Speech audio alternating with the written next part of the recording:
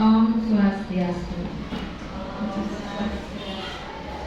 Selamat siang, saya ucapkan pada Bapak Ibu, Guru di SD Negeri 2 Kemuliaan. Terima kasih sudah menghadiri undangan saya pada siang hari ini untuk mengikuti diseminasi aksi nyata modul 1.4 dari program pendidikan guru penggerak yang saya ikuti di angkatan 11 Kota Denpasar. Sebelum kita lanjut ke pemaparan materi, ada baiknya kita berdoa dulu untuk agama masing-masing. Semoga kegiatan kita pada siang hari ini bisa memberikan manfaat bagi kita semua. Untuk Mika, berdoa disilakan.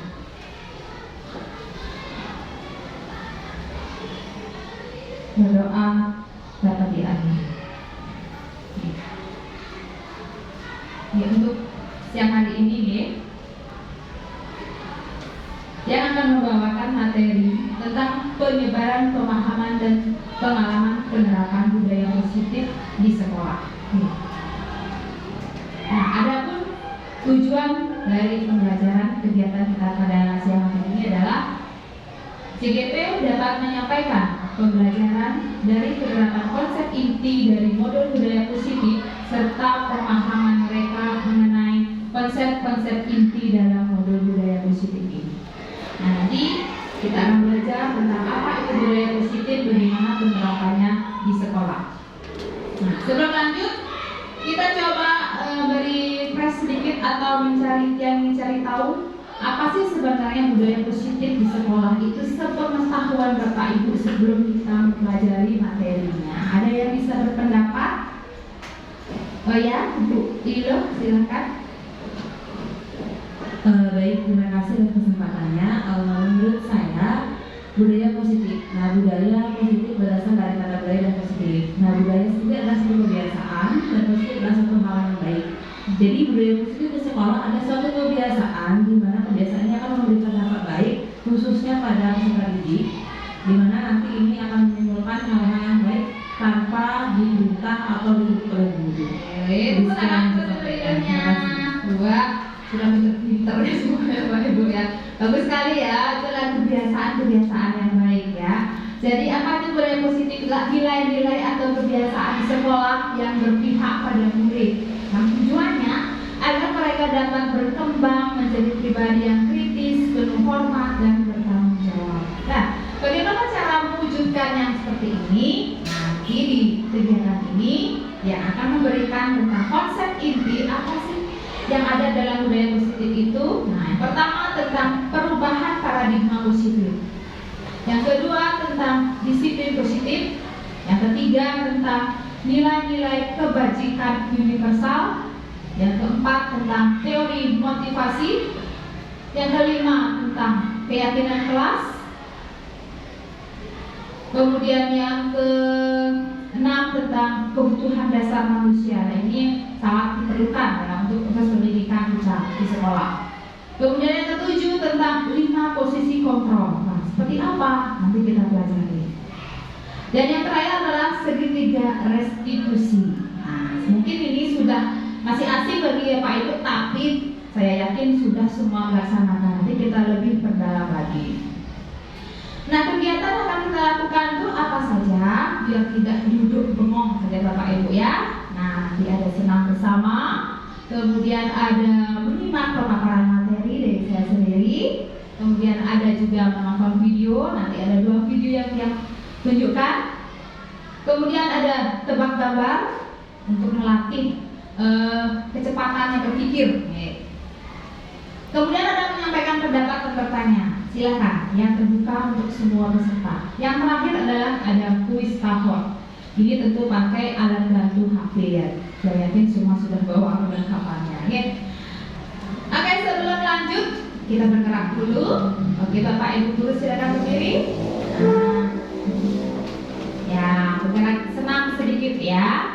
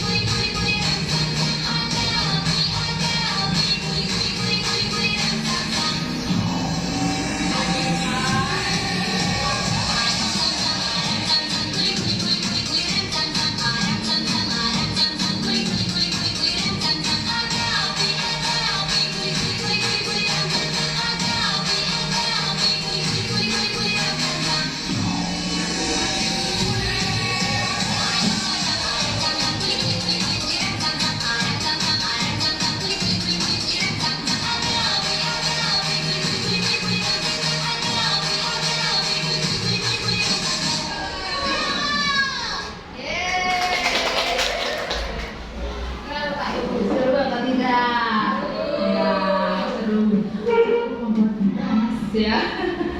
Oke, kita lanjut pada konsep inti yang pertama ya, yaitu tentang perubahan paradigma positif. Nah, namanya juga berubah, pasti berubah ya. Apa sih yang berubah?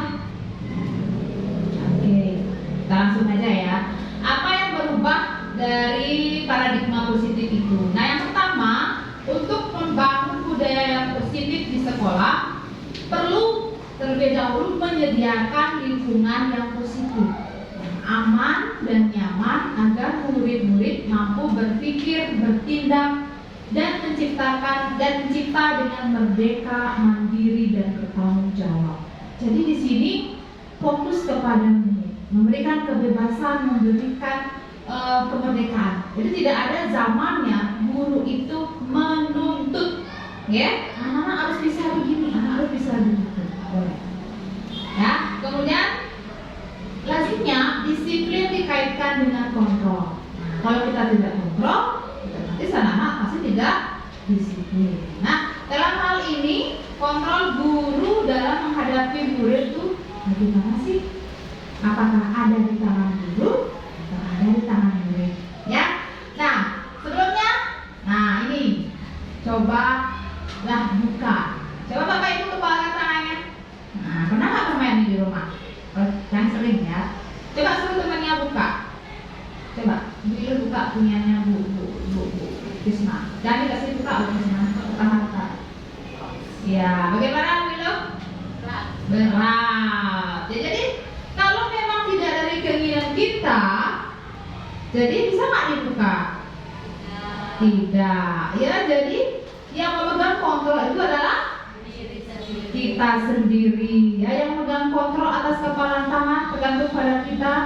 Ya, sesuai dengan kebutuhan dasar kita saat itu. Kalau misalnya kita bermain diiming-imingi, bisa ngasih uang. Mau, karena memang lapar belum makan, buka. Anak-anak kebutuhan yang ini dipenuhi, ya. Seperti itu namanya posisi kontrol yang dipegang oleh kita sendiri. Nah, kita ingat kembali tujuan pendidikan oleh Ki Hajar Dewantara. Ya, ini sudah sering kalau tiap hari dia mengikuti pendidikan berpenggerak ini seperti semboyan ya. Jadi tujuan pendidikan untuk Ki Hajar Dewantara adalah menuntun, ya bukan menuntut ya, menuntun segala kodrat yang ada pada anak-anak agar mereka dapat mencapai keselamatan dan kebahagiaan yang setinggi-tingginya, baik sebagai manusia maupun sebagai anggota masyarakat. Ya. Nah, di sini diperhatikan kata menuntun kodrat. Karena anak-anak itu punya dua kodrat, ada kodrat alam dan zaman. Kalau alam itu sesuai dengan yang dia punya, bakat, minat yang dia punya, kemampuan dasar yang dia punya. Kalau yang zaman itu sesuai dengan perkembangan teknologi yang bersama, ya. Kemudian oleh karena itu pendidik hanya dapat menuntun tumbuh atau hidupnya kekuatan kodrat yang ada pada anak agar dapat memperbaiki lakunya, bukan dasarnya, hidup dan tumbuhnya kuatan kodrat anak. Jadi kita tidak bisa sepenuhnya merubah anak, kepribadian anak. Yang hanya bisa adalah menuntun. Misalnya anak awalnya dia bisa gambar sedikit, nah kita tuntun dia sampai akhirnya dia bisa ahli dalam menggambar. Kalau memang dia ahli menggambar, jangan dipaksa menyanyi. Ya masukkan nyanyi, nggak suka menyanyi, dipaksa, itu tidak ada. Itu maksudnya menuntut sesuai dengan kodrat. Oke, lanjut ya. Kita lanjut pada miskonsepsi tentang teori kontrol. Mungkin cara pendidikan dulu ya, beberapa tahun lalu atau mungkin yang masih sekolah tahun 90-an mungkin ya, masih memakai prinsip ini. Gimana? Yang pertama, ilusi guru mengontrol murid. Karena zaman dulu beranggapan bahwa guru yang memegang kendali murid, apa perintah guru harus dituruti. Itu sebenarnya salah, ya. Yang kedua, ilusi bahwa kritik dan membuat rasa bersalah mampu menguatkan karakter. Mungkin sampai sekarang masih dilakukan ya. Kamu kok begitu? Ibu kecewa sama kamu. Mereka merasa bersalah. Justru itu tambah parah sebenarnya. Bukan menguatkan karakter, justru itu menjatuhkan mereka. Itu yang salah.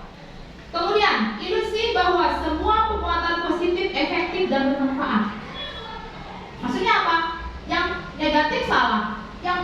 juga salah loh. Kenapa ya? Nanti kita bahas. Istilahnya kita memberikan penghargaan itu salah sebenarnya. Kok bisa? Ya nanti kita bahas ya. Kemudian lanjut yang terakhir, ilusi bahwa orang dewasa berhak memaksa. Belum tentu sekarang, ya. Kadang-kadang anak itu sudah punya komitmen tersendiri, dia kukuh tidak akan mau melakukan keinginan orang dewasa. Orang dewasa tidak bisa memaksakan kehendaknya lagi pada anak, apalagi guru pada muridnya, tidak boleh. Nah, ini ada beberapa tabel tentang perbedaan ya, stimulus respon ini yang masih zaman dahulu ya. Intinya saya akan sedikit saja di sini. Orang lain bisa mengontrol saya, ini salah. Yang benar adalah hanya Anda atau saya sendiri yang bisa mengontrol diri kita sendiri. Kalau kita tidak mau, nggak bisa. Walaupun melakukan itu terpaksa, jangan sampai ada itu terpaksa. Dan saya bisa mengontrol orang lain, salah. Yang benar Anda tidak bisa mengontrol orang lain, termasuk murid Anda sendiri. Mau dia kerja tugas, iya, mungkin itu karena unsur terpaksa, bukan unsur dari dirinya sendiri. Itu yang perlu kita perbaiki. Nah, kita menginjak ke poin yang kedua. Poin yang kedua tentang disiplin positif. Nah, sekarang disiplin positif lagi. Apa itu ya? Apakah itu teratur, sesuatu yang teratur? Apa itu hukuman? Kalau dalam kata disiplin itu hukuman ya. Apakah tertib atau patuh pada aturan? Nah, siapa bisa berpendapat, Bapak Ibu? Apa sih disiplin? Kalau nggak bisa menggabungkan satu saja, disiplin itu apa sih? Siapa yang bisa? Namanya, yuk silakan berpendapat. Tangan dulu. Iya, Ibu Rai silakan. Baik, terima kasih atas waktunya. Menurut saya disiplin positif itu adalah sebuah peraturan atau tata tertib yang harus ditaati, di mana siswa itu menaati semua aturan yang sudah dibuat oleh sekolah, dan apabila dia melanggar, dia akan dikenakan hukuman. Oke, terima kasih Bu. Terima kasih Pak Rai ya. Semangat tepuk tangan Bu Rai. Ya. Jadi itu adalah peraturan yang ada di sekolah, dan kalau itu dilanggar bawa ke rumah itu ya. Gitu sekali. Kita lihat lanjutnya. Sebelumnya kita lihat dulu video ya. Pernyataan ya tentang disiplin positif. Memiliki anak yang dapat mengontrol diri dengan baik dan bertanggung jawab adalah impian kita semua. Disiplin positif adalah salah satu metode yang bisa dipakai untuk mewujudkannya. Inti dari disiplin positif di lingkup pendidikan adalah pendekatan untuk mendidik dan membina peserta didik yang bertumpu pada upaya membangun pemikiran dan perilaku positif, di mana dalam pelaksanaannya ada kebebasan dan aturan yang disepakati. Saat berdialog dengan para pendidik, hampir seluruhnya punya kesamaan. Pernah mengalami terlambat ke sekolah, tidak mengerjakan PR, bolos, berkelahi, dan berperilaku tidak tepat lainnya. Akibatnya, mereka mendapat hukuman seperti membersihkan ruangan kelas, lari keliling lapangan, dipukul, dicubit telinganya, dipermalukan, dan lain sebagainya. Pengalaman tersebut kemudian tanpa disadari diterapkan kembali pada anak didiknya. Kemudian hal ini akan terus berulang, diwariskan dari generasi ke generasi. Hukuman pada umumnya menyebabkan rasa sakit secara fisik, emosional, atau bahkan keduanya. Istilah corporal punishment meliputi hukuman fisik dan non-fisik yang bertujuan menyakiti atau menimbulkan rasa tidak nyaman. Contoh hukuman fisik: memukul, menampar, dan menendang. Sedangkan hukuman non-fisik diantaranya meremehkan, menghina, atau mengancam. Apakah setiap perilaku anak yang tidak tepat harus selalu direspon dengan hukuman? Disinilah pentingnya bagi kita memahami tahap perkembangan anak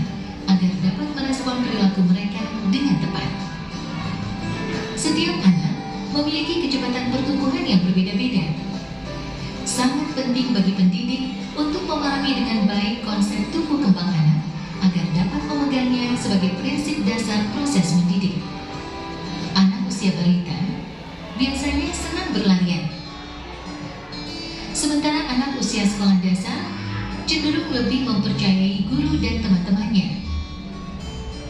Kemudian anak SMP yang ada di masa pubertas senang mencoba hal baru dan sedang mengembangkan identitasnya.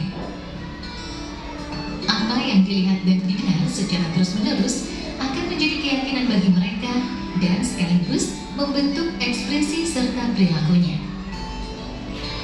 Lalu, bagaimana mengatasi konflik ketika perilaku anak tidak sesuai dengan harapan orang dewasa? Konsekuensi logis di dalam disiplin positiflah jawabannya. Konsekuensi logis adalah konsep paling dasar dalam logika. Dalam pendidikan, konsekuensi logis fokus pada solusi. Anak akan diajari mentaati aturan atas dasar kesadaran dan tanggung jawab. Anak juga mendapat penjelasan mengenai konsekuensi tindakan dan empati. Ada 2 syarat kondisi dan 4 prinsip dalam penerapan konsekuensi logis. 2 syarat kondisinya yaitu membangun koneksi sebelum mengoreksi perilaku dan selalu bertanya bukan menasehati. Kemudian 4 prinsipnya adalah 1. Beralasan, 2. Berkaitan, 3. Menghargai, 4. Membantu. Dengan arahan konsekuensi logis ini, pendidik tetap harus secara konsisten memberi dukungan yang positif kepada peserta didik. Merasakan pujian dan cinta dari orang lain seperti guru, orang tua, dan teman-teman membuat anak terdorong untuk berperilaku baik dan positif. Kalimat seperti, "Saya telah melihat kerja kerasmu. Saya percaya bahwa kamu dapat melakukan yang lebih baik ke depannya." Semangat seperti itu tentu akan sangat berarti bagi mereka. Beberapa hal yang perlu diperhatikan saat memberikan dorongan positif diantaranya, mata dan nada suara kita sangat penting dalam menyampaikan pesan. Hindari membandingkan anak, fokuslah pada kekuatan dan perilaku positif mereka, dan ajaklah anak untuk melihat kesalahan sebagai salah satu proses belajar. Beberapa prinsip dasar dapat digunakan dalam pelaksanaan disiplin positif sehari-hari. Di antaranya yaitu, pastikan kita selalu mendengarkan sebelum berikan pendapat atau keputusan. Bedakan antara perilaku dengan kepribadian anak. Kembangkan rasa saling menghargai. Jangan sungkan memberikan dorongan atau pujian. Dan pastinya, gunakan konsekuensi logis dalam mengatasi perilaku anak. Semua upaya yang kita lakukan bertujuan untuk membuat lingkungan berkembang dan belajar yang inklusif, aman, dan nyaman bagi anak. Situasi kondusif diharapkan dapat mendorong mereka mencapai prestasi yang setinggi-tingginya. Pendekatan disiplin positif sejauh ini telah menjadi metode yang mendukung agar anak dapat bertumbuh sesuai dengan potensinya dan membuat mereka dengan penuh kesadaran mengerti makna tanggung jawab atas pilihannya. Demikian Bapak Ibu. Oke, terima kasih ya. Nah, bagaimana videonya tadi? Menarik apa memberikan pelajaran lagi dari Bapak Ibu? Ya.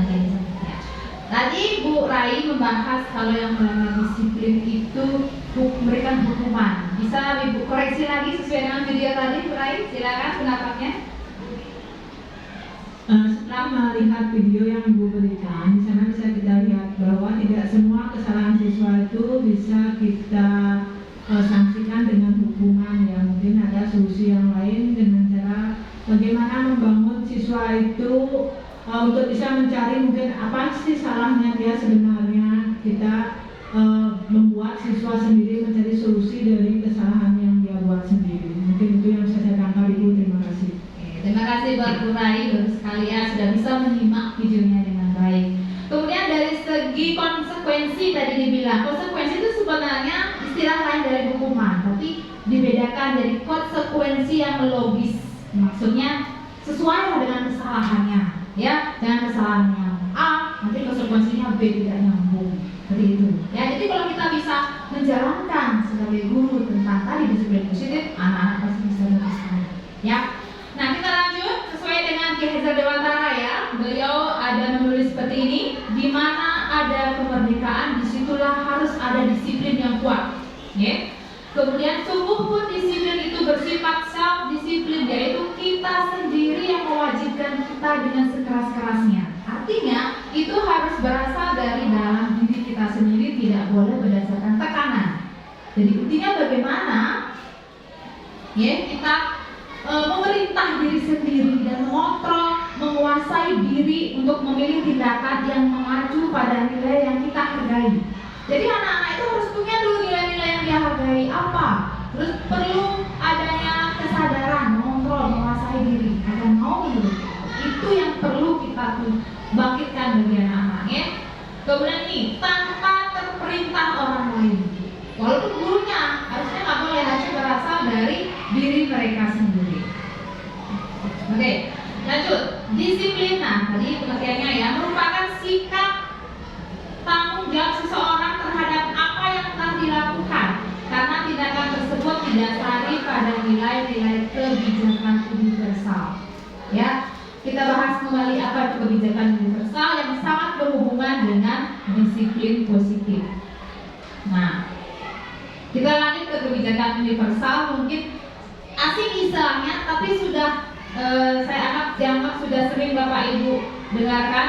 Nah, apa itu kebajikan universal?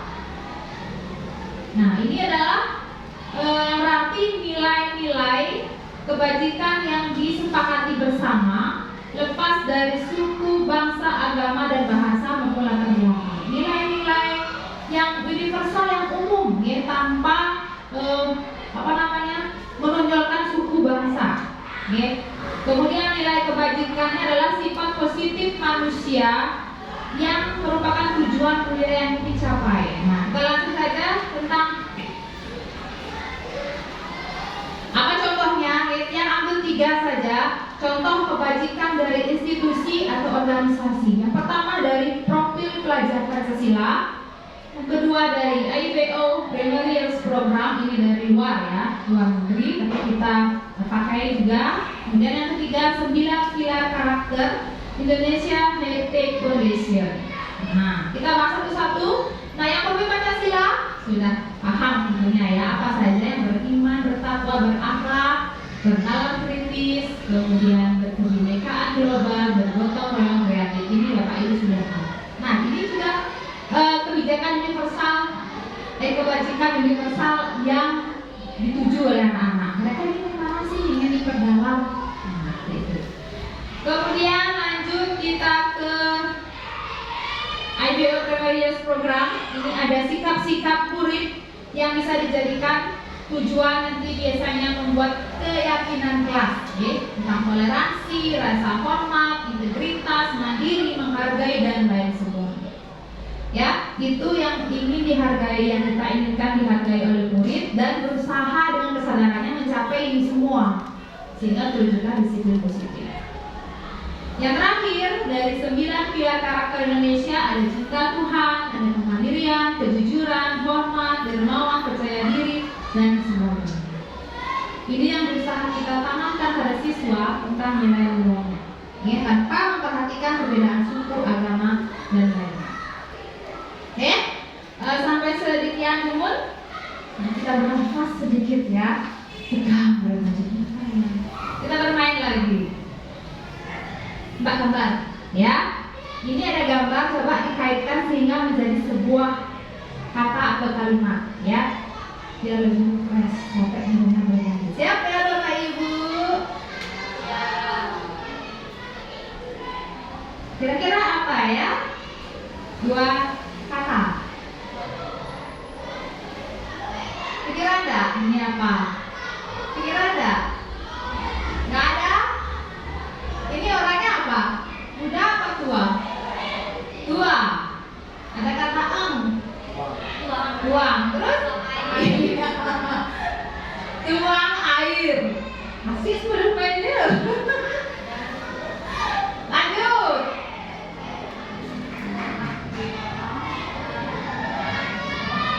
Ayo, Bapak Ibu. Ini apa ini? Tang. Hilang G-nya hilangkan. Tang. Iya, nggak berbahadanya. Tantangan seru. Kan? Tadi satu, ini agak panjang sih. Ini makanan ya, bukan bendanya, makanannya. Oke, sambal lah.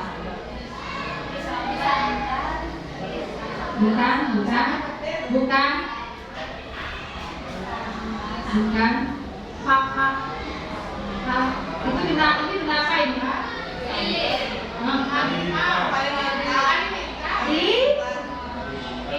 Iya. Salah halilintar. Oh, lagi Pak Ibu. Nanti cari di sendiri. Sudah refresh kembali ya. Aduh, kita lanjut lagi. Yang keempat adalah teori motivasi. Nah, sebenarnya ini materinya sudah umum ya, cuma kita perjelas, diingat kembali. Nah, ini menurut Ibu Diana Gosen, ya, motif ada manusia atau orang itu melakukan tingkah laku pasti ada sebabnya, betul apa tidak? Kita makan karena apa sih? Anak-anak ke sekolah karena apa sih? Nah, ini belajar, ingin pintar. Kemudian anak-anak di sekolah nyubit temannya alasannya apa sih? Nah, diganggu. Banyak jawaban. Itu namanya motivasi perilaku. Ya, menurut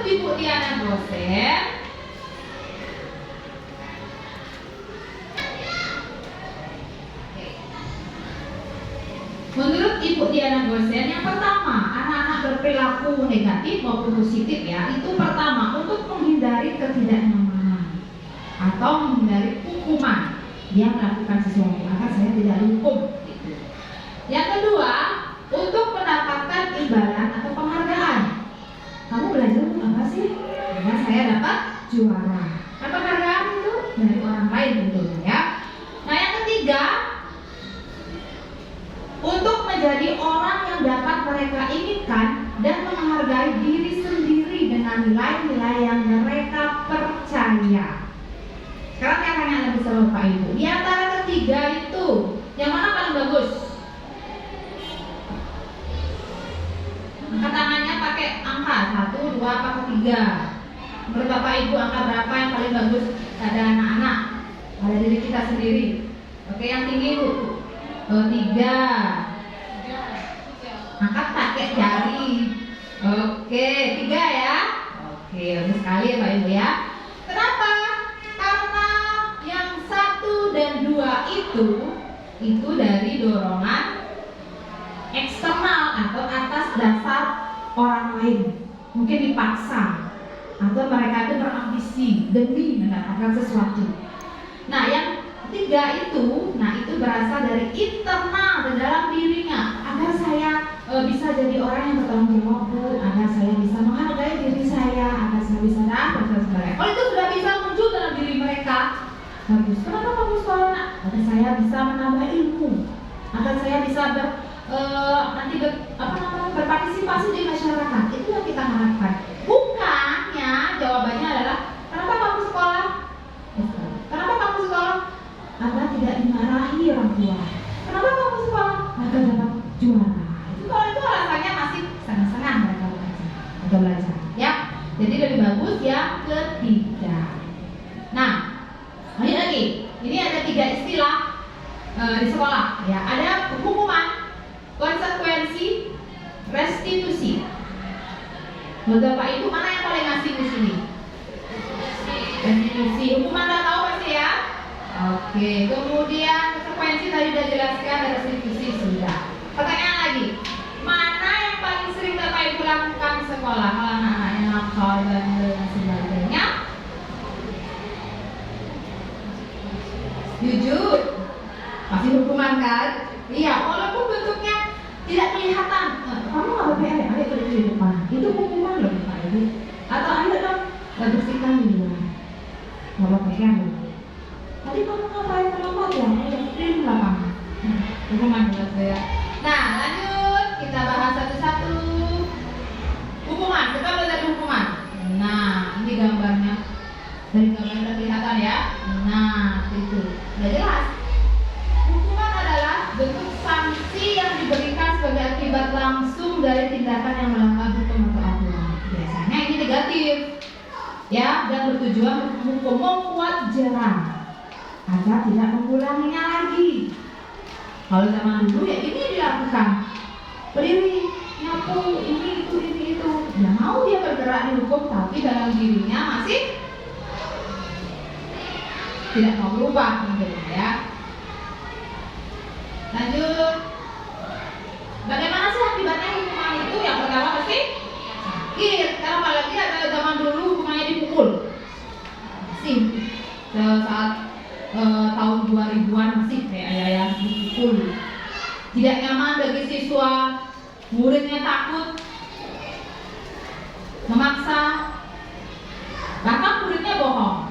Ya, menyembunyikan kesalahan. Murid jadi rendah diri karena mungkin dia sering dihukum. Meningkatkan perilaku agresif, pasif, ya, gampang marah. Dan murid menjadi membenci peraturan.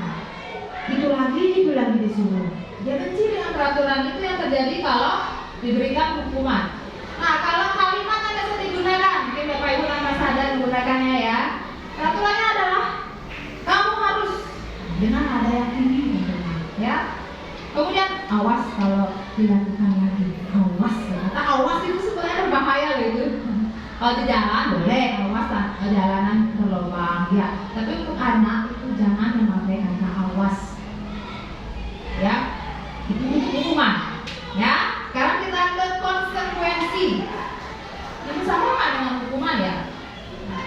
Sama, cuma konsekuensi itu adalah akibat dari tindakan yang dilakukan yang masih ada hubungannya.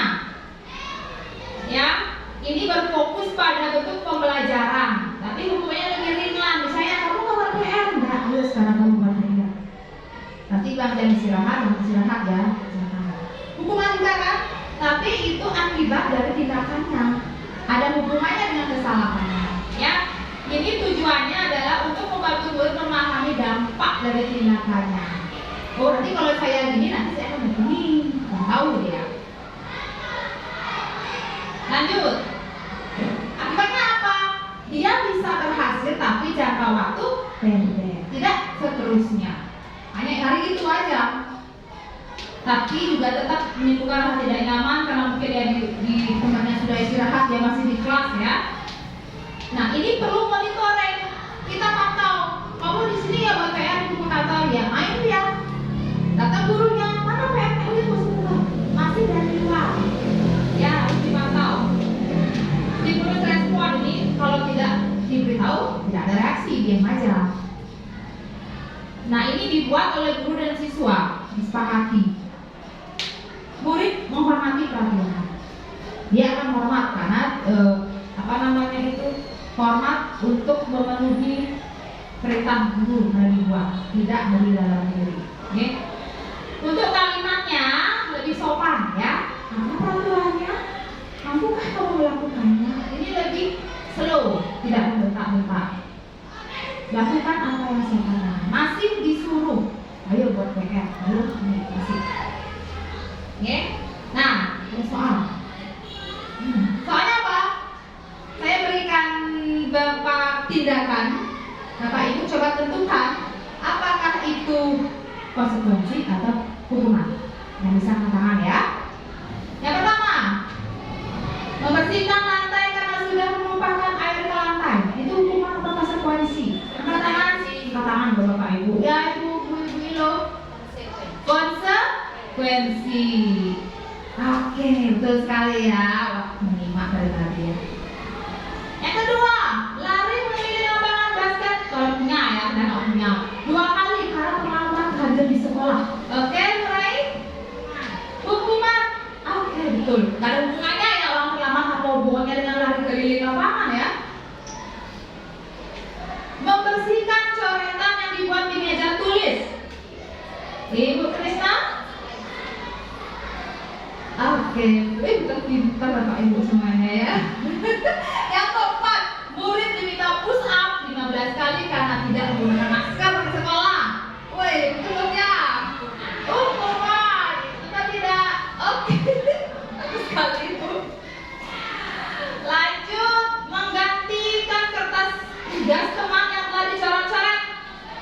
Ibu Ani, konsekuensi. Oke, betul lagi. Yang terakhir, siapa yang berjemur di lapangan basket pukul 12 siang karena mengobrol dengan teman saat pelajaran mungkin ya. Ibu Agung. Oke, betul semuanya ya. Tepuk tangan untuk kita semua. Untuk terpintar Bapak Ibu gurunya ya. Oke, kita lanjut. Yang kita bahas tadi, ada istilah dihukum oleh penghargaan. Tumen dengar apa? Baru dengar ini. Menurut pendapat Bapak Ibu bagaimana? Kok bisa? Apa memang benar begitu? Ada bisa berpendapat tidak? Percaya apa enggak? Penghargaan itu bisa menghukum. Ada yang Ibu Ilo? Apa lainnya? Bisa ya? Bisa ya? Baik, ada istilah dihukum oleh penghargaan. Ini bisa kita ambil ilustrasi untuk siswa ya. Biasanya ada siswa yang mungkin dari kelas 1 sampai di kelas 6 mungkin dia selalu juara dan juaranya terus juara 1. Nah, di sana kan jelas dia diberi penghargaan karena berhasil menjadi siswa terbaik di kelasnya. Nah, bila hal tersebut terus-menerus tanpa dibimbing, diberikan pelatihan, penghargaannya untuk apa sih? Nah, jika ada diberi pembimbingan, anak itu lama-lama akan merasa, wah aku juara loh, aku gak perlu lagi belajar, aku sudah pintar dibandingkan teman-temanku. Jadi otomatis dari penghargaan itu dia akan terus kita sebagai guru membuat anak itu terjatuh, yaitu dalam hal mentalnya. Ya, kalau kita biasa menjadi juara tiba-tiba kita nggak tahu kan kondisi fisik dan mental anak itu di kelas 6 itu tiba-tiba dia down dan nilainya jatuh, dan di sanalah dia akan menjadi kenapa aku seperti ini. Nah, jelas prestasi yang sudah dia raih dari kelas 1 untuk sampai kelas 5 itu menjadi tidak ada gunanya. Jadi menurut saya itu bahwa penghargaan itu juga bisa menghukum. Itu tepuk tangan buat Ibu Ilonya, bagus sekali ya. Hukuman karena penghargaan sama seperti yang Bu Ilo tadi, dari kelas 1 sampai kelas 5 dia juara 1, terus tiba-tiba kelas 6 kondisinya mungkin dia sudah pacaran mungkin ya, terus putusin sama pacarnya, tiba-tiba nggak bisa belajar mungkin ya, terus nilainya turun walaupun juara 2 pun dia akan terpukul seperti mendapat hukuman, bisa jadi minder dan malu dan lain sebagainya ya. Tapi seperti apa sih? Nah, kita lihat ini ada seorang ahli ya, Alvin Cohn ya, dia mengemukakan baik penghargaan maupun hukuman adalah cara mengontrol perilaku seseorang yang menghancurkan potensi untuk belajar yang sesungguhnya. Menghancurkan. Hukuman iya jelas itu, tapi penghargaan kok bisa? Ya, menurut Cohn secara ideal tindakan belajar itu sendiri adalah penghargaan yang sesungguhnya. Prosesnya yang penting bukan hasil, itu maksudnya. Ya, seperti yang kita lakukan kemarin ada lomba kebersihan kelas. Ini mengontrol perilaku mereka. Oh, saya akan lomba, saya aku bersihkan kelas dengan baik. Ya, setelah lomba apa yang terjadi? Kemungkinan mereka akan berhenti melakukan karena itu dia dikontrol oleh penghargaan. Jadi yang diinginkannya proses itulah yang benar. Mereka membersihkan, mereka merapikan tanpa diiming-imingi dengan hukuman atau penghargaan, itu yang lebih bagus. Oke, itu pengertiannya. Nah, apa sih maksudnya dihukum oleh penghargaan? Ini berpengaruh bisa dalam bentuk jangka panjang ataupun pendek. Ya, mungkin dia terpuruknya sebentar atau mungkin trauma jadinya dia berpanjangan sampai bertahun-tahun mungkin ya. Kemudian penghargaan tidak efektif, hanya efektif untuk hati itu aja. Untuk setelahnya tidak akan bermanfaat lagi. Ya, kalau istilahnya tidak ada penghargaan, kenapa saya berusaha? Tidak ada yang kasih hadiah. Tuh. Penghargaan merusak hubungan. Iya, persaingan antar teman. Mereka tidak sehat bisa bersaing. Mungkin ada bisa dibocorkan soal atau lain sebagainya agar dia mendapat nilai tinggi walaupun dengan cara yang tidak baik. Penghargaan mematikan kreativitas. Kalau tidak ada penghargaan, mereka nggak mau berusaha. Yang dinilai nggak berburu, nggak mau saya. Itu jadinya mereka. Makanya saya buat ada dia dapat dilombakan dan berburu, tidak. Makanya saya berusaha. Itu dampaknya kemungkinan seperti itu. Ini penghargaan hukum seperti yang diceritakan tadi, tiba-tiba dia down, dia dapat juara sekali, itu akan menghukum dia secara tidak langsung. Ini yang terakhir. Nah, ini motivasi dari dalam diri. Ini dicontohkan yang tidak sabarkan secara lengkap. Ini contoh ya. Kalau ada anak TK, dia bisa misalnya merangkai huruf, dicontohkan sama ibunya, Bu, saya bisa B A B B I B B. Senang kan? Wah, kamu bagus sekali. Ini hadiahnya permen. Benar nggak Bapak Ibu? Tidak. Justru dikasih permen itu dia akan kecewa. Oh, ternyata usaha saya dihargai satu permen. Ya, nanti dia lama-lama juga kebiasaan. Mana hadiahnya? Apa yang dilakukan lebih bagus? Berikan yang berupa penghargaan, apa namanya, apresiasi. Wah, kamu bagus sekali. Nanti usaha lagi ya, biar lebih bagus lagi. Nanti itu lebih bagus, itu lebih menghargai mereka. Jadi kalau bisa jangan dihadiahi sesuatu untuk anak yang sudah mau berusaha, ya. Gitu. Kemudian yang terakhir, restitusi. Nah, apa sih itu restitusi?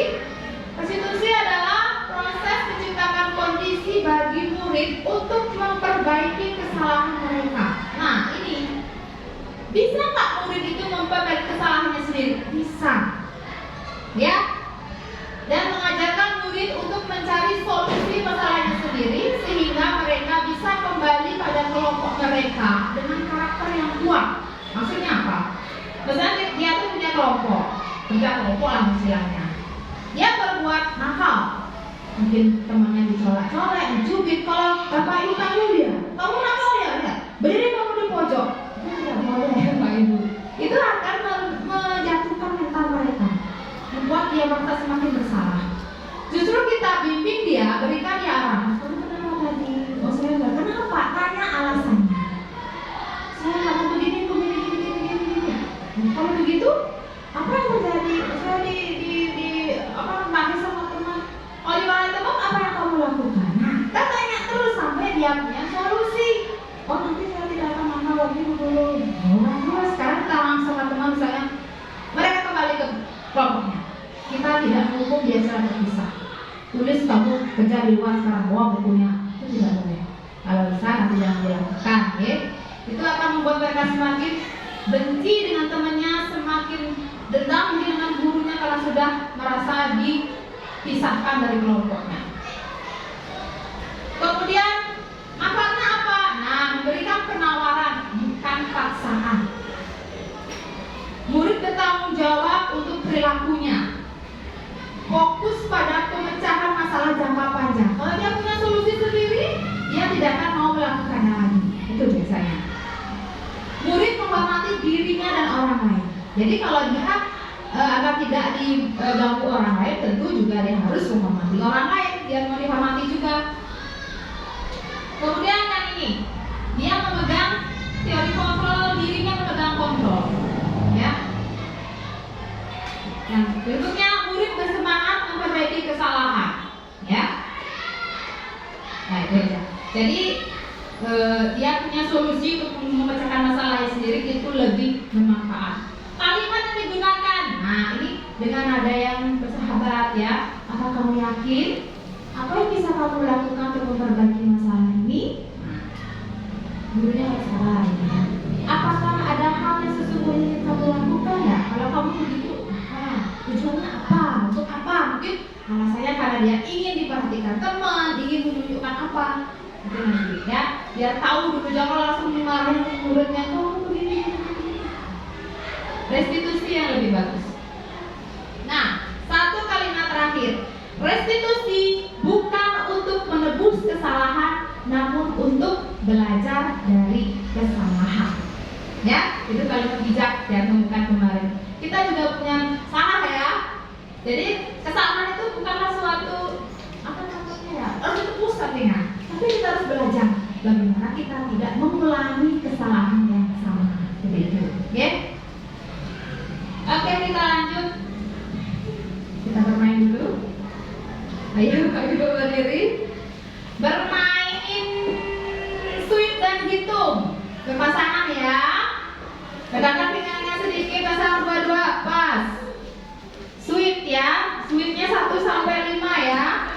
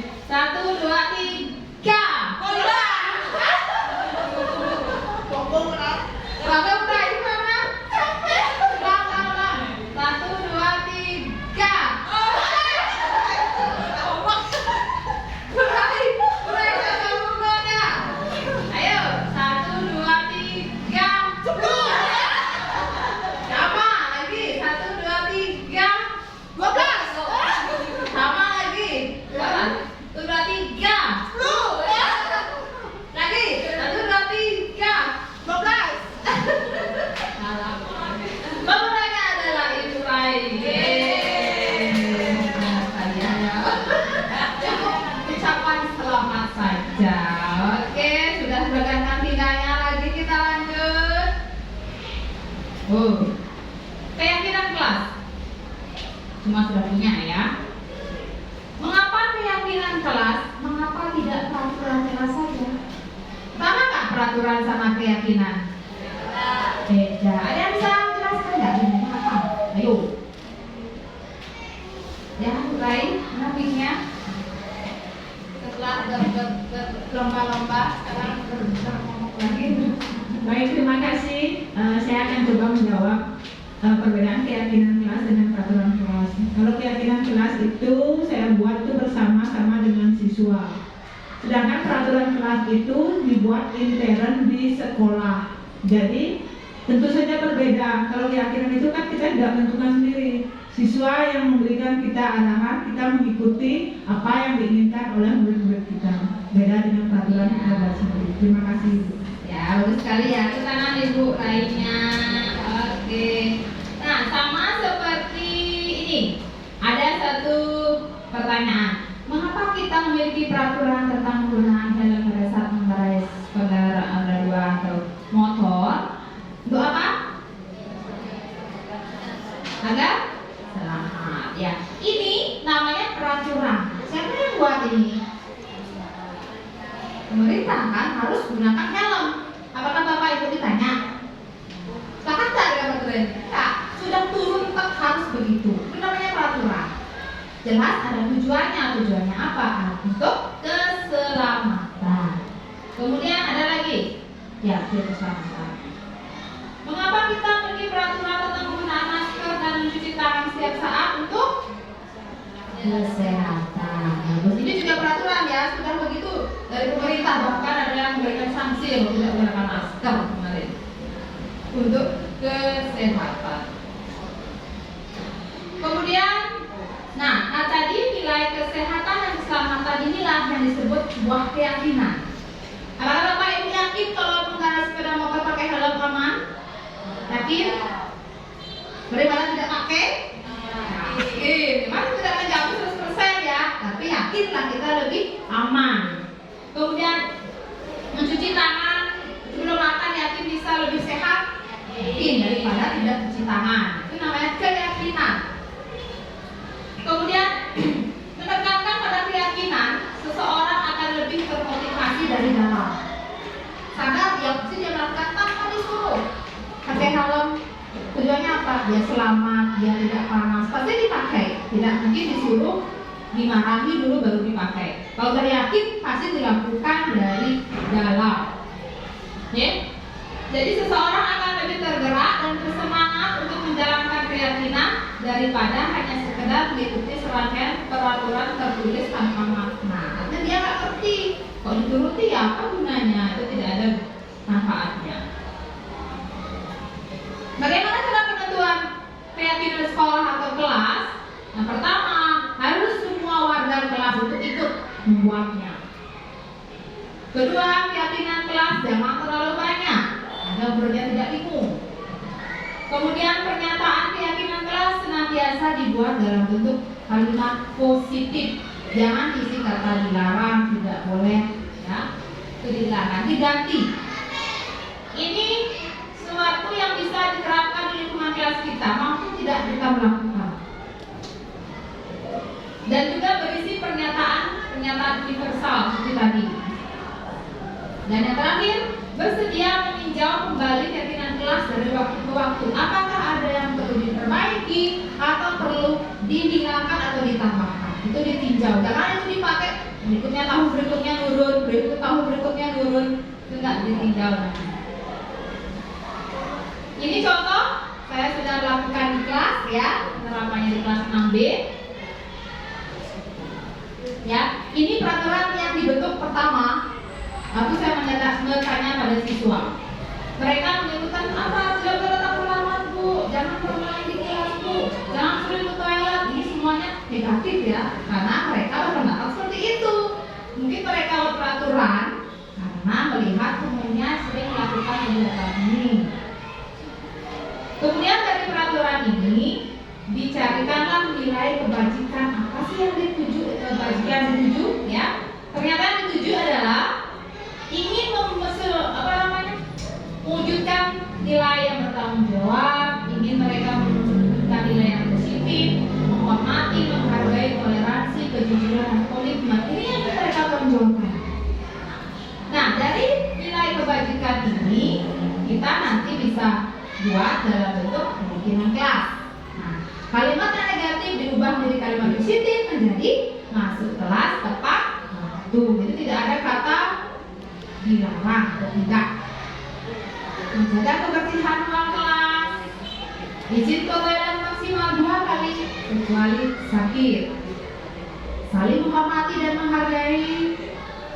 HP hanya digunakan untuk keperluan belajar, jangan sampai bermain HP saat kita sedang belajar.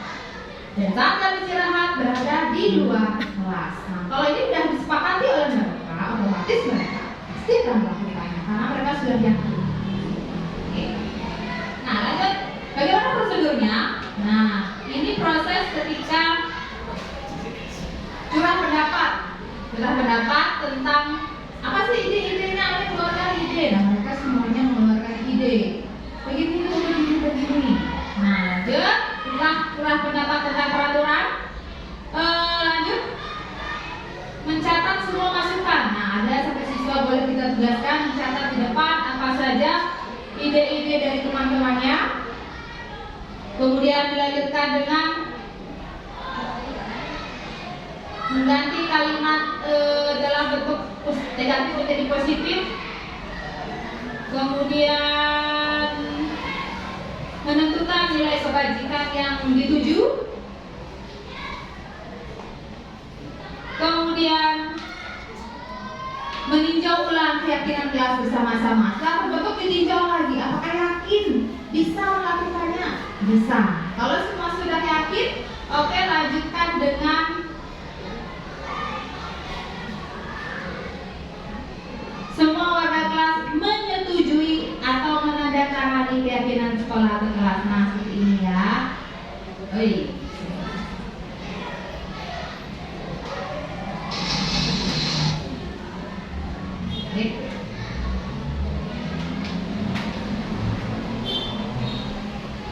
Nah, seperti ini.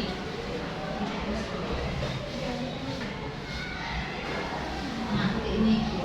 Tadinya semua siswa menyetujui apa yang sudah dibuat dalam bentuk poster, ya. Poster itu dipajang di tempat yang strategis. Nanti semua siswa menyetujui dengan cara memberikan tanda tangan atau stempel tangannya.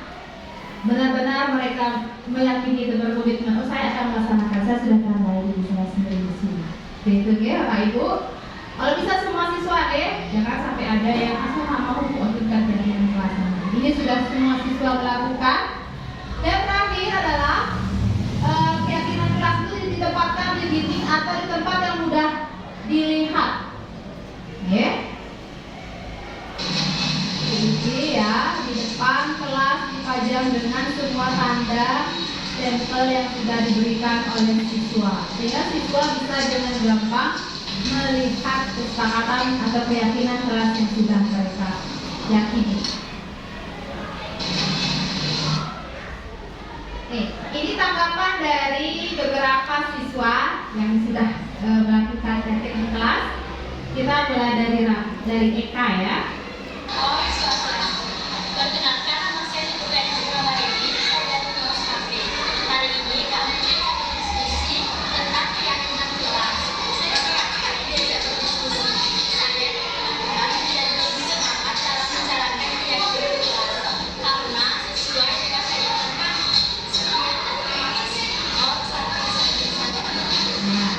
Lanjut dari Ratna. Kan nama saya Putri Nurhayati.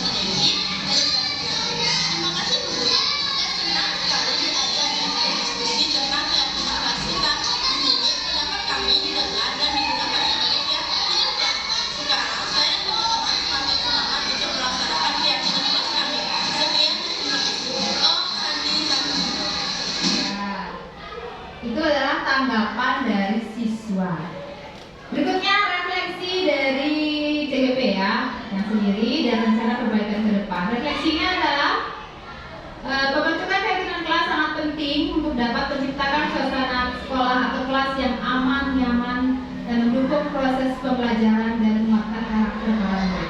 Ya, di samping kita mengajarkan tentang pembelajaran juga bisa menguatkan karakter, disiplin, ya, tanggung jawab, dan lain-lainnya.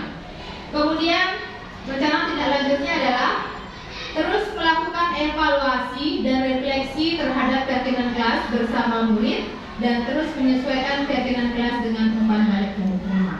Seperti yang sampaikan tadi, kalau memang merasa itu perlu diganti salah satu poin bisa diganti. Walaupun itu dalam pertengahan semester tidak apa-apa. Yang penting disepakati oleh semua siswa di kelas. Gitu. Oke, kita lanjut kembali ke kebutuhan dasar manusia. Kebutuhan dasar manusia. Nah, pertanyaannya, apa saja sih yang menjadi kebutuhan dasar manusia? Itu untuk hidup misalnya. Ada yang bisa berpendapat? Kebutuhan kita. Ayo, Ibu Krisna. Silakan naiknya. Kebutuhan dasar manusia. Baik, terima kasih atas waktunya. Kebutuhan dasar kita yang sudah pasti sudah jelas, ya, sandang dan pangan, pakan, pangan. Ya. Selain itu kita juga butuh kasih sayang dari orang lain yang kita anggap penting, seperti keluarga, anak dan sebagainya. Terima kasih. Terima kasih Ibu Krisna atas pendapatnya. Nah, apa sih hubungannya kebutuhan dasar manusia dengan kita di sekolah? Ya tentu kita melakukan suatu tindakan tujuannya adalah untuk memenuhi kebutuhan. Kebutuhan apa saja sih? Nah, ini disampaikan oleh Bapak Dr. William Glasser ya dalam Choice Theory. Beliau mengemukakan ada 5 kebutuhan dasar manusia. Yang pertama bertahan hidup. Nah, tentu perlu kebutuhan fisik ya seperti pangan, sandang, papan. Selain itu perlu juga di sini dia bertahan hidup ini kebutuhan biologis berkembang biak, mendapat keturunan. Ya, samping itu juga perlu kebutuhan akan rasa aman. Aman. Kalau tidak aman kita nggak bisa bertahan dengan hidup perang. Kita nggak aman gitu namanya. Nah, kemudian yang kedua kasih sayang dan rasa diterima. Ya, ingin diakui, diterima, diberikan perhatian, bisa oleh orang tua, guru maupun oleh teman-temannya. Yang ketiga, penguasaan. Ingin diakui kemampuannya, saya hebat, saya bisa. Ya, itu kadang-kadang anak-anak itu kan dia berbangga untuk apa? Karena ingin mengontrol teman-temannya. Mana dirinya itu mampu berkuasa. Atau Bapak Ibu misalnya belajar atau mengikuti pendidikan pasti ingin menunjukkan kemampuan. Itu juga kebutuhan penguasaan. Kemudian kebebasan, bebas melakukan sesuatu yang dia inginkan tanpa diperintah orang lain. Itu kebebasan. Atau tanpa dikekang orang lain. Yang terakhir adalah kesenangan. Nah, ini yang paling apa ya namanya? Sepele tapi penting. Kita perlu bersenang-senang, betul. Itulah kebutuhan kita, kebutuhan dasar. Kalau kita nggak pernah bersenang-senang, terus saja dapat tugas, dapat tekanan, stres, ya. Perlu kesenangan. Nah, ini contoh kasus ya, Bapak Ibu cermati. Ibu Ani, guru kelas 5 SD Pelita Hati, sedang bingung menghadapi ulah salah satu murid di kelasnya namanya Agus. Ya, beberapa anak telah datang dan mengeluhkan Agus yang sering kali meminta bekal makan siang mereka dengan paksa diambil bekalnya. Jika Anda menghadapi situasi seperti Ibu Ani, apa yang akan Anda lakukan? Menurut Anda, apa alasan Agus melakukannya? Langkah pertama, jangan langsung memarahi Agus. Agus, kenapa kamu begini? Tadi kamu di halaman. Nah, yang pertama dilakukan apa dulu? Kita harus cari dulu apa? Alasan. Kenapa sih dia melakukan itu? Kita tanya. Dalam konteks penerapan disiplin positif, Ibu Ani sebaiknya mencari tahu alasan Agus melakukan tindakan tersebut. Kebutuhan yang mana yang ingin dia penuhi dari muridnya tadi melakukannya. Coba kita lihat. Yang pertama, kalau jawaban Agus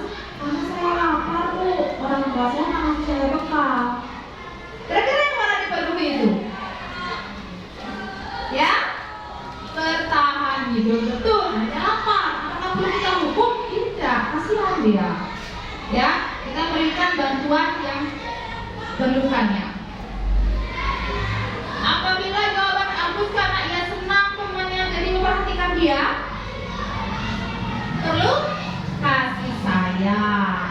Mungkin di rumah orang tuanya tidak memperhatikan, sibuk pagi pulang datang pagi pulang kerja pagi datang malam, sehingga dia cari perhatian dari teman-temannya biasa seperti itu. Nah, jika jawaban Agus karena ia merasa bosan dengan bekal yang dilakukan itu saja, temannya yang kok enak-enak ya, apa ya kebutuhannya? Kebebasan. Bosan dia, terus bebas, baru yang baru. Nah, kalau jawabannya iseng, saya iseng kok, saya senang lihat teman saya marah.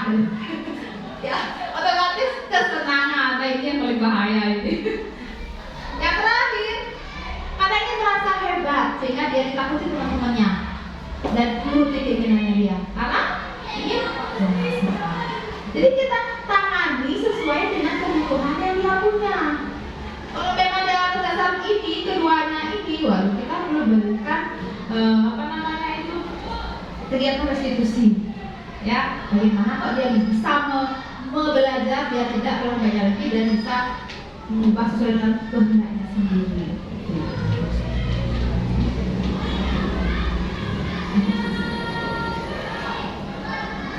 Yang berikutnya, posisi kontrol.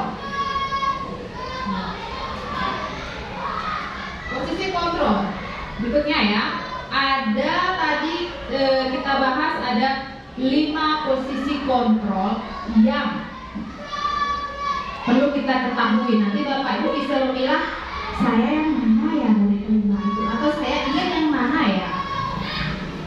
Nah ini lagi, ini keduanya. Tadi ahli itu ada Bapak William Glaser dan Ibu Bosen. Berkesimpulan ada 5 posisi kontrol yang diterapkan oleh guru, orang tua, ataupun atasan dalam melakukan kontrol.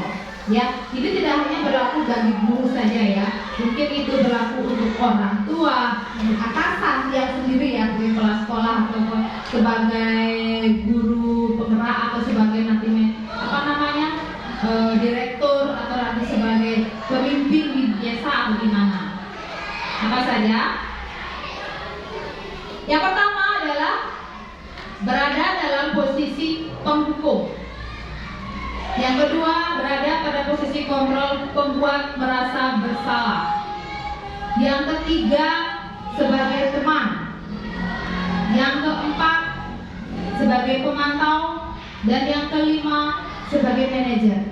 Nah, kalau kita sebagai guru ya, kadangkala siswa kita mempunyai masalah, tanpa kita sadari kita berada pada salah satu dari posisi kontrol ini. Tanpa Bapak Ibu sadar, saya ada di mana sih? Nanti kita lihat ya.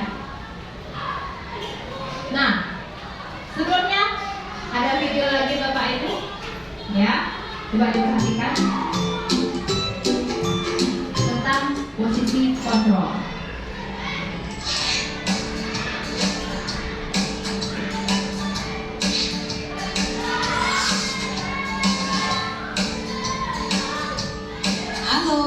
Bapak Ibu Guru calon guru penggerak.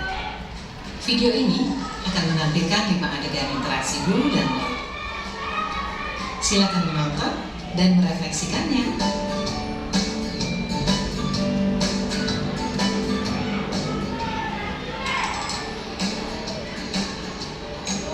Pagi anak-anak, silakan PR yang kemarin Ibu berikan diletakkan di meja. Anton, kamu sudah mengerjakan belum? Kamu selalu ya nggak ngerjain PR. Sekarang kamu duduk di depan, lalu saya berjanji tidak akan mengulangi lagi. Saya berjanji akan berusaha menjadi murid yang rajin belajar. Selesai.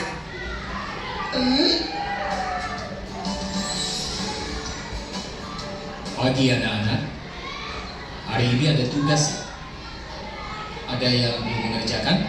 Anton, kamu sudah mengerjakan? Belum, Pak. Kamu nggak ada yang tugas. Kamu mau jadi apa nanti? Kamu lihat sekolah nggak sih? Coba Kan orang tuamu betapa kecewanya sama kamu. Kamu itu sudah kelas 5. Harusnya bertanggung jawab sama diri sendiri. Maaf Bu, saya terlambat. Ya udah, nanti jangan diulangi lagi ya. Kalau kamu rajin, ibu senang lihatnya. Ya, lain kali tepat waktu ya masuknya. Tas dulu dong. Kita kan teman. Wah, jadi kalau aku terlambat lagi, apa ya?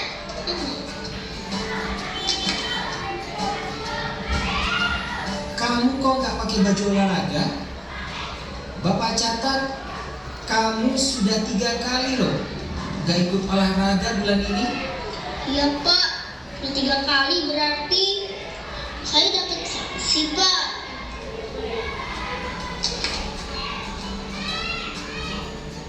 Ini Bu, saya mau ngumpulin tugas.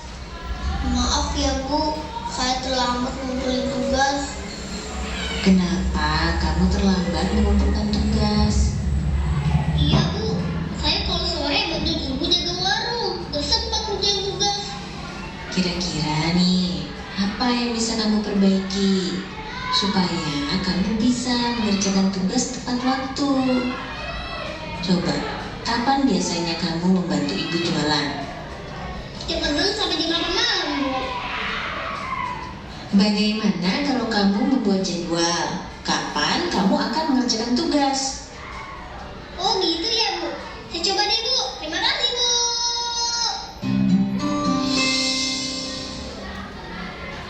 Nah, Bapak Ibu bagaimana videonya tadi? Bisa dipahami? Ya, tentang 5 perilaku guru sesuai dengan 5 posisi kontrol yang sudah kita pelajari. Kita coba ingat-ingat kembali. Nah, yang pertama, kira-kira posisi kontrolnya sebagai apa guru itu? Hukum, ya kelihatan tadi disuruh coba kamu di depan duduknya, tulis pernyataan saya tidak akan mengulangi bla bla bla. Itu menghukum tanpa mencari solusi. Anaknya jengkel, gitu ya. Jadi tidak ada penyelesaian apapun dari sini, justru akan menambah dia kesal. Yang kedua, sebagai apa? Membuat, nah saya merasa Bapak kecewa sama kamu. Apa kamu nggak merasa kasihan dan sebagainya?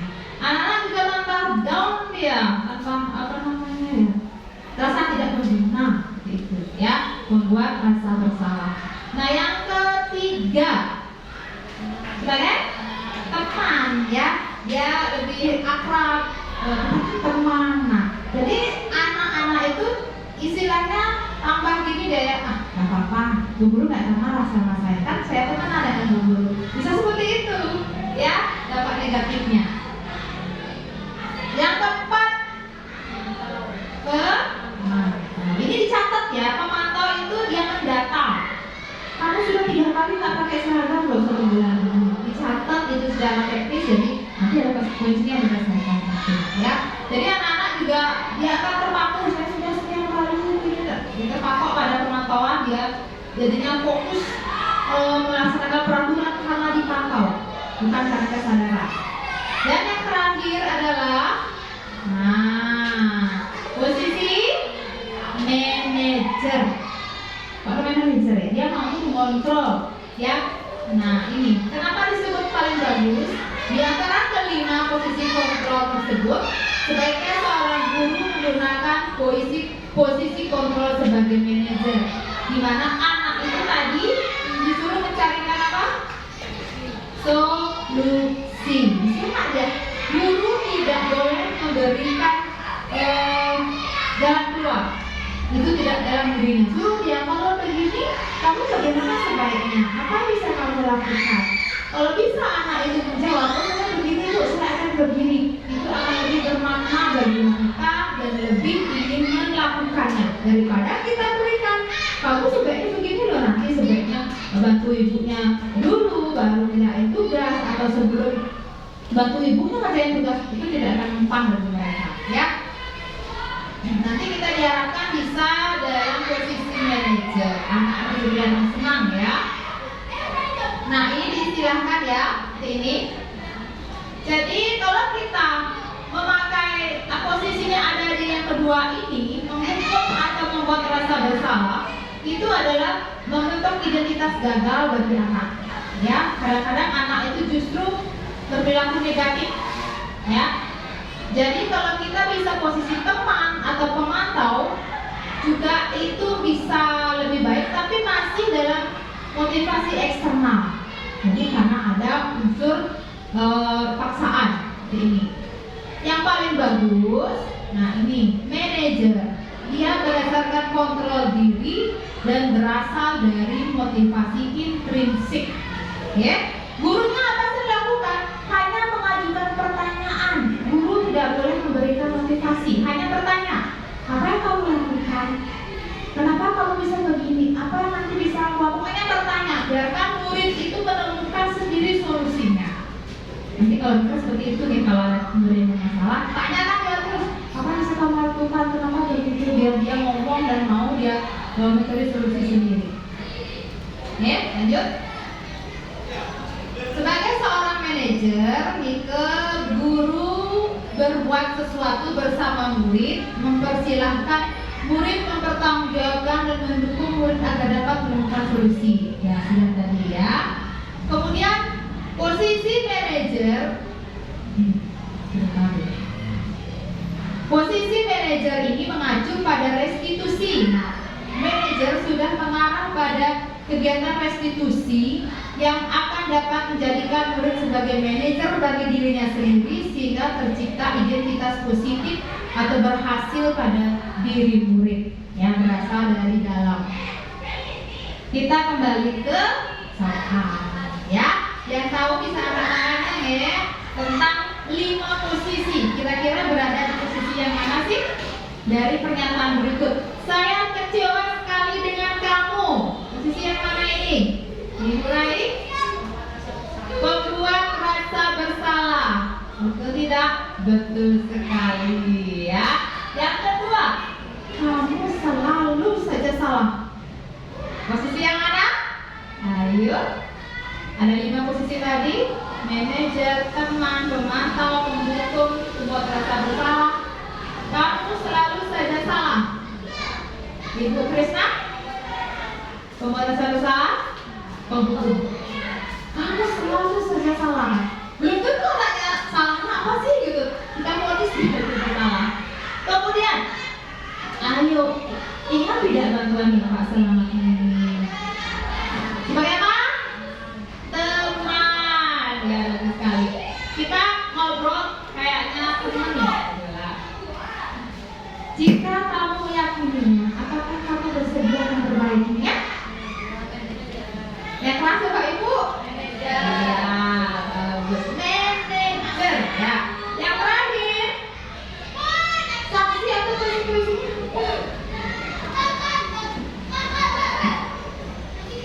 Terakhir yang sisa apa sih?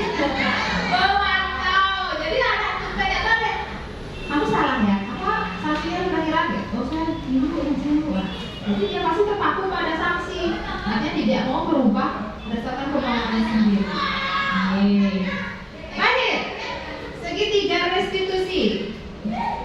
Oh ya tadi di kegiatannya tidak ada ya. Nanti kita bermain peran ya Bapak Ibu ya. Tadi lupa yang isi bermain drama. Apa itu restitusi? Tadi kan sudah bahas ya. Masih ingat nggak apa itu restitusi ya? Masih ingat nggak? Siapa bisa? Ayo Bapak Ibu. Siapa bisa? Ayo Ani bisa. Ani ingat restitusi. Siapa bisa? Ya, Ibu Ilo. Restitusi tindakan yang ketiga tadi kita bahas. Baik, terima kasih atas kesempatannya. Jadi restitusi itu merupakan suatu proses untuk menciptakan kondisi supaya siswa itu mampu memperbaiki kesalahannya dan juga mengajarkan siswa untuk mencari solusi sendiri atas kesalahan yang dia miliki. Ya, bagus sekali ya. Jadi restitusi itu adalah menciptakan kondisi bagi murid untuk memperbaiki kesalahan mereka dan mengajarkan murid untuk mencari solusi atas masalahnya sendiri. Artinya mereka sadar, oh saya salah. Nah, itu. Sehingga mereka bisa kembali pada kelompok mereka dengan karakter yang lebih kuat dan lebih percaya diri, tidak minder istilahnya. Nah, ada 3 tahapan dalam segitiga restitusi ya. Namanya segitiga, itu ada 3 tahapan. Yang pertama adalah menstabilkan identitas namanya. Yang kedua, validasi tindakan yang salah, dan yang ketiga adalah menanyakan keyakinan. Nah, seperti apa? Yang menstabilkan identitas ini bertujuan mengubah identitas anak dari orang yang gagal karena melakukan kesalahan menjadi orang yang sukses. Ini perlu kita lakukan ya. Kalau ada anak yang salah, jangan langsung dimarahi. Kenapa kamu pukul dia? Ada apa? Tanya, pertama tanya alasannya dulu dan berikan dia penguatan. Oh nggak apa-apa berbuat salah. Itu dulu. Kamu dipukul ya tadi, kamu saya balas pukul. Oh semua juga marah kalau dipukul. Berikan dia penguatan dulu ya, menstabilkan identitasnya. Bisa juga dengan kata tidak ada manusia yang sempurna, semua pasti punya salah. Gitu. Kemudian saya juga pernah melakukan kesalahan itu. Pengalaman ibu dipakai. Oh kamu dipukul balas pukul ya? Ya ibu juga sering melakukannya. Kan kesal kan gitu. Kemudian bisa juga dilakukan. Kita bisa menyelesaikan ini. Kemudian bapak ibu tidak tertarik, bapak atau ibu ya, ibu tidak tertarik mencari siapa yang salah. Ibu cuma ini mencari solusi. Gitu. Jadi kita tidak cari ini salah hukum kita. Yang kita inginkan adalah mencari solusi. Itu yang perlu kita sampaikan saat menstabilkan identitas. Ya.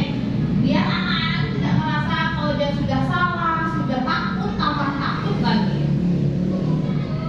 Dan yang terakhir, kamu berhak merasa begitu. Yang kedua, validasi tindakan yang salah. Ini tujuannya menyampaikan bahwa setiap tindakan yang kita lakukan itu punya tujuan untuk memenuhi kebutuhan dasar. Seperti yang 5 tadi itu, apakah karena ini bertahan hidup atau kesenangan, penguasaan dan lainnya. Yang perlu disampaikan, kamu pasti punya alasan melakukan hal itu. Kemudian kamu patut bangga pada dirimu sendiri karena telah melindungi sesuatu yang penting buatmu. Misalnya dia punya kerajinan, mau dirampas sama temannya, dia bertahannya dengan cara dipegang dan semuanya dipukul. Kita jangan menyalahkan, berikan dia penguatan. Kamu patut bangga dengan dirimu sendiri karena kamu telah melindungi sesuatu yang penting untukmu. Kemudian bisa juga dengan kata, kamu boleh mempertahankan sikap itu, tapi kamu harus menambah sikap yang baru. Ya, artinya jangan memojokkan anak pada membuat dia merasa bersalah, semakin jatuh. Kita berikan dia penguatan agar dia mampu bangkit dari kesalahannya untuk mencari solusi yang baru. Yang terakhir, menanyakan keyakinan. Ini tujuannya anak akan siap untuk dihubungkan dengan nilai-nilai yang dipercaya di keyakinan kelas. Ya, kita hubungkan perbuatannya itu dengan keyakinan kelas yang sudah dibuat, ya, dan berpindah menjadi orang yang diinginkan. Bisa ditanyakan dengan kata-kata apa yang kita percaya sebagai kelas atau sebagai keluarga. Nah, itu. Kemudian bisa juga apa nilai-nilai umum yang telah kita sepakati atau sepakat kelas kita yang masih ingat kamu. Apa bayangan kita tentang kelas yang ideal? Kamu ini kelasnya semuanya seperti apa sih? Oh saya ingin yang tenang, kok yang nyaman. Bagaimana kamu mewujudkannya? Kita terus tanya dia, ya. Oke, jadi seperti itu. Tiba saatnya bermain peran ya. Saya tidak menambahkan lebih jauh lagi. Kita punya skenario. Nah, skenario-nya adalah kok Mira ya? Masalah ganti. Murai ya maksudnya ya. Murai. Selasa siang, Ibu Pratiwi tidak bisa mengajar pelajaran bahasa Indonesia di kelas 6B karena mengikuti rapat di kantor dinas. Kemudian Bu Pratiwi memberikan tugas pada siswa kelas 6B agar kelas tidak kosong. Namun Mira tidak mengajarkan tugas tersebut. Dia malah tiduran di meja dan akhirnya justru tidur sungguhan. Akhirnya saat pengumpulan tugas Mira tidak mengumpulkan. Keesokan harinya saat mengurusi tugas Bu Pratiwi menemukan salah satu siswa tidak mengerjakan tugas, yakni Mira. Ya, padahal berdasarkan buku presensi hari itu Mira masuk sekolah. Saat istirahat, Bu Pratwi memanggil Mira untuk klarifikasi, mencari tahu, melakukan praktek segitiga restitusi. Ibu Rai berperan sebagai Mira ya, Bu ya, Mira ya. Sedangkan Ibu Pratiwi berperan sebagai Ibu Pratiwi, namanya sama ya. Silakan ke depan baca dialognya.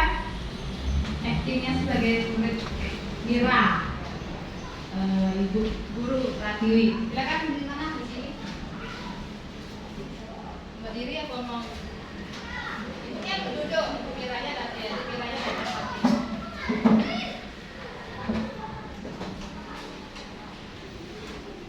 Selamat siang Bu Pratiwi.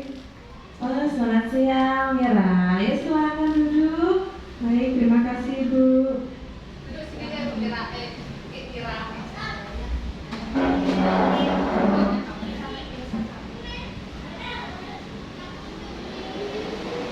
Kamu tahu nggak kenapa Bu Guru panggil?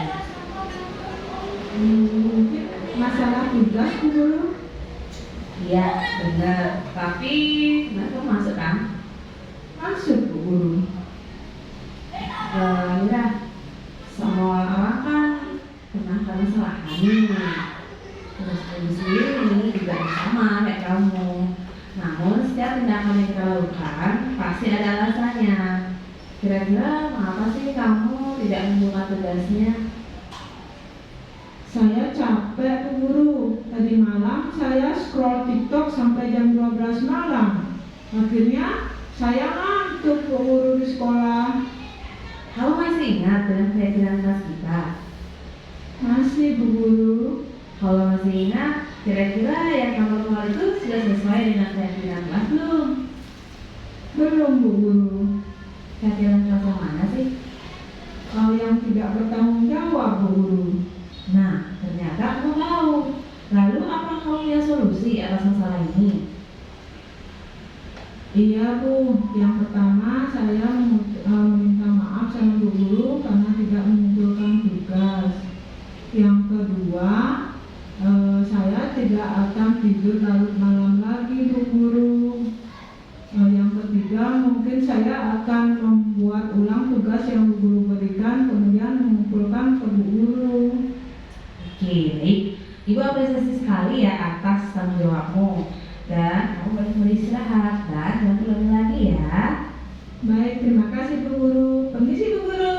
Iya.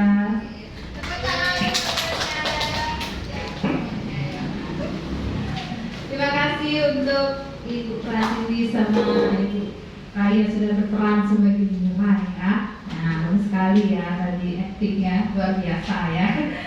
Tadi dari perannya tadi ya segitiga restitusi ya sudah diungkapkan, yaitu yang pertama menstabilkan identitas dari dengan pernyataan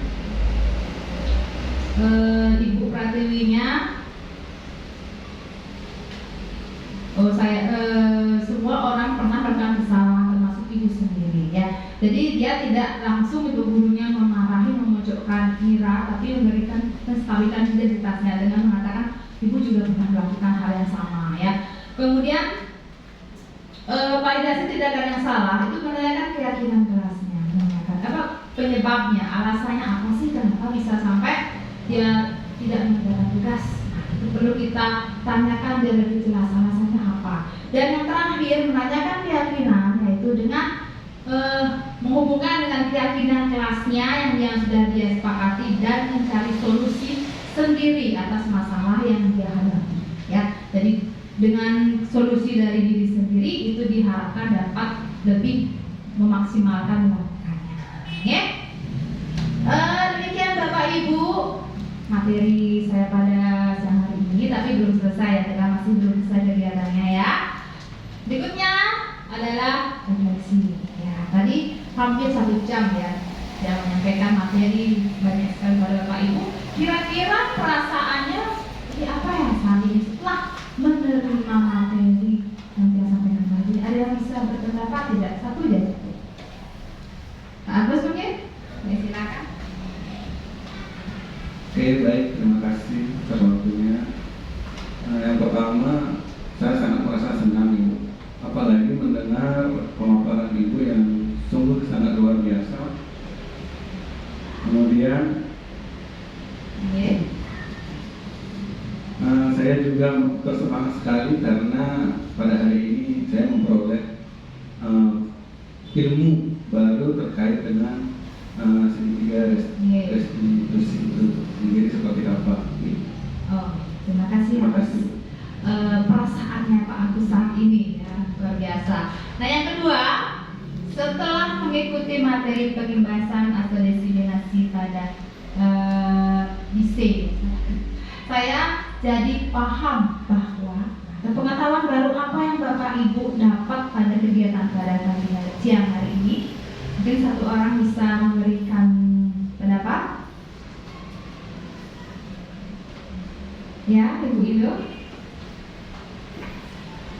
Jadi setelah mengikuti materi pembahasan pada hari ini, saya menjadikan bahwa dalam menyelesaikan permasalahan siswa, kita harus dengarkan dulu apa alasan siswa tersebut melakukan salah tersebut. Jangan langsung menjudge siswa itu karena kesalahannya, jadi kita cari tahu dulu kenapa dia melakukan hal itu.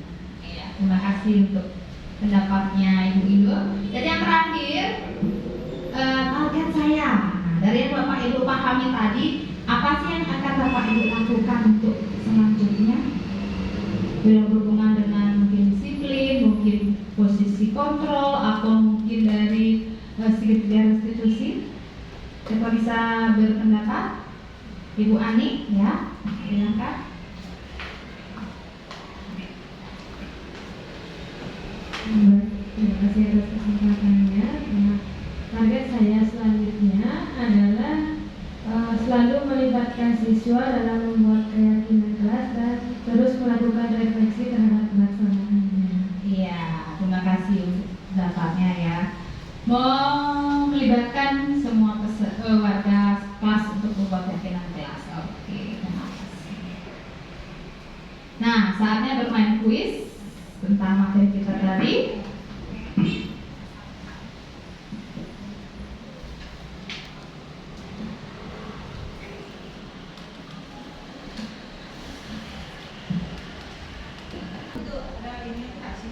Iya, cari di Chrome.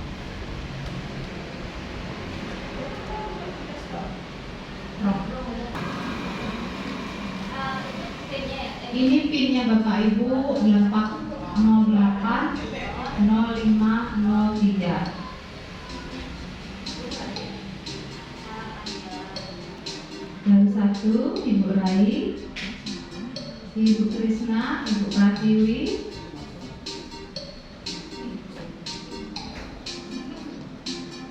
Ibu Ani, Ibu Intan,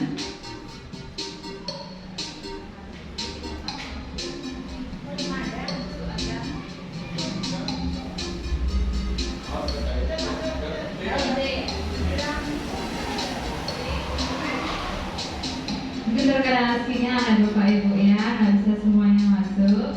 1, 2, 3, 4, 5, 6. Aku bisa punya buktinya ini.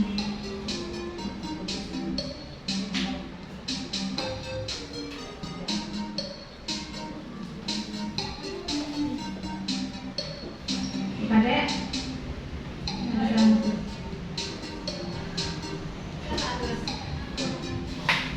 waktunya 20 detik ya, satu soal ya.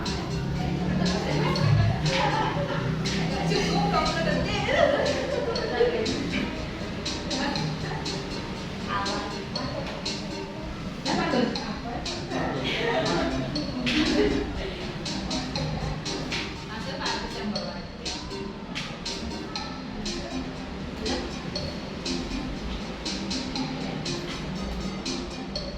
Udah biasa kan main kahon? Jawabannya ada di depan, tombolnya ada di HP. Kita mulai ya. 1, 2, oke.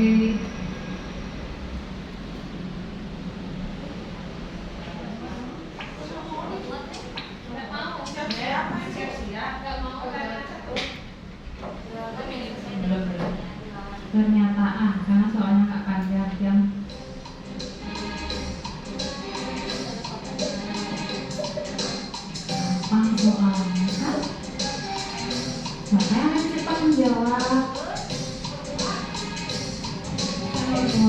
Oke,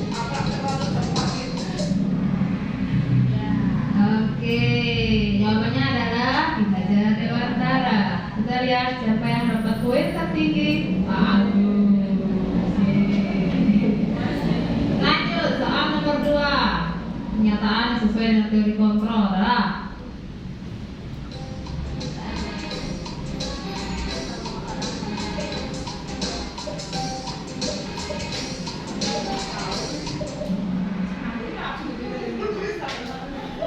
ada yang salah ternyata. Oke, kita lihat. Oh, siapa dapat masih Pak Agus. Tapi ini gabungan nilai 1 dan 2.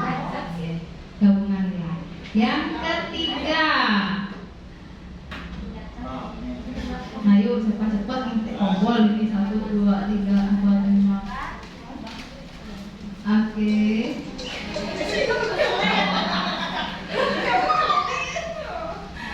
Semua benar hukuman, tapi siapa yang paling cepat? Pak Dewi. Kita lanjut soal nomor 4.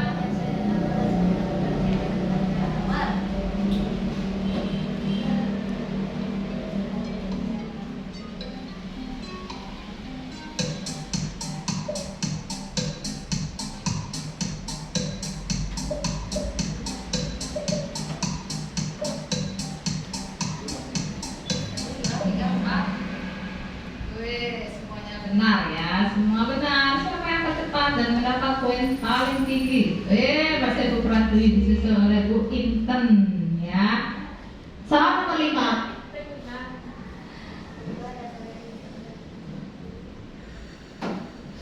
Gampang. Cepat-cepat. Iya. Cepat tadi jawab ini. Oke, ini salah.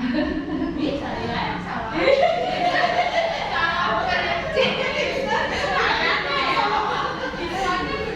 Oke, jawabannya ya kesenangan ya, masih Bu Pratiwi.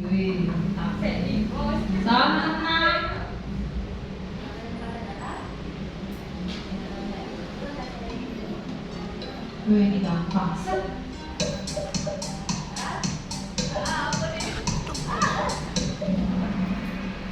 Semuanya benar ya. Siapa yang masih poinnya tertinggi? Masih Bu Pratiwi. Oke, lanjut nomor 7. Silakan. 1, 2, 3.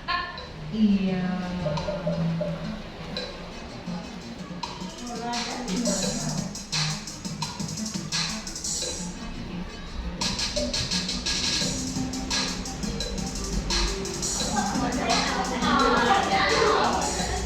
Kendala sinyal. Tidak apa-apa ya. Oke, masih.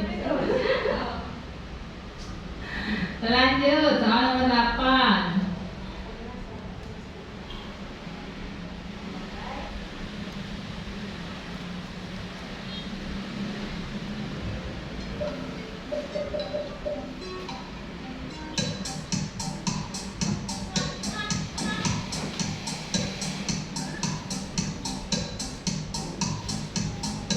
Sebelum semuanya bicara.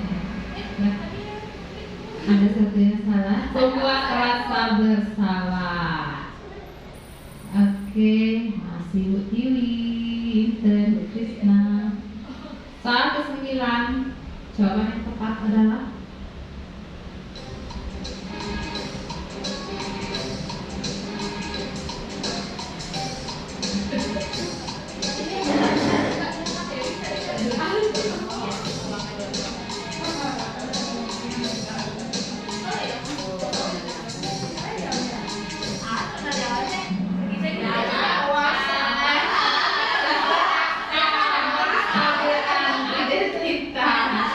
oke, siapa benar tadi ya?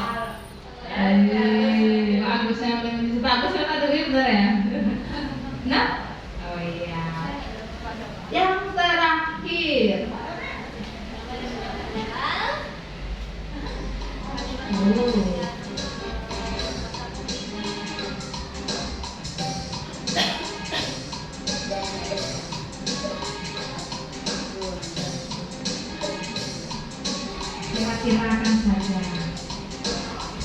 tahap kedua ini, tahap kedua.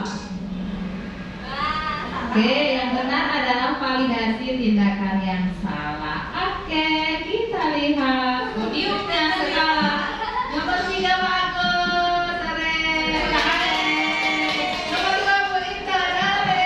Nomor 1 adalah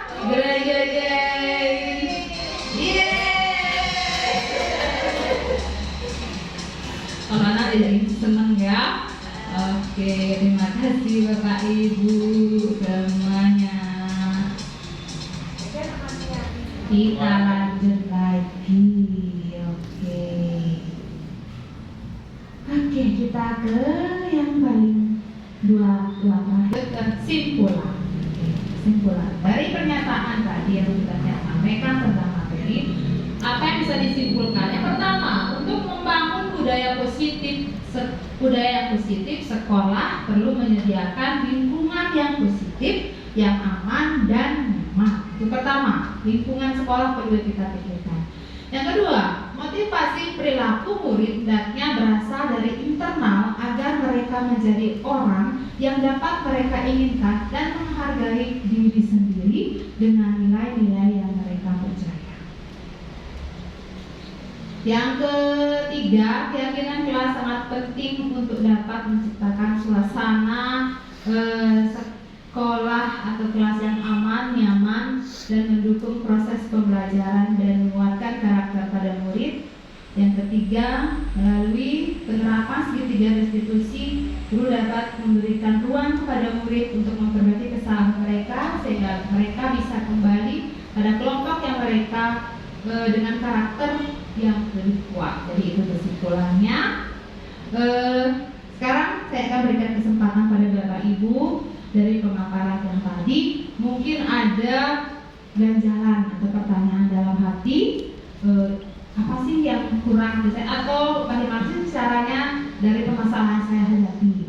Yang coba berikan kesempatan untuk 2 penanya saja ya, karena waktu sudah siang. Mungkin siapa bisa bertanya, silakan. Oh ya, Bu Ani silakan. Baik, terima kasih atas kesempatannya. Nah, di sini saya ingin bertanya tentang disiplin positif. Bagaimana cara menciptakan disiplin positif pada murid di kelas rendah? Kelas 1, 2. Iya, kelas 1, 2. Saja. Terima kasih untuk pertanyaannya. Pertanyaannya kita langsung jawab ya, biar lebih cepat mendapatkan jawaban.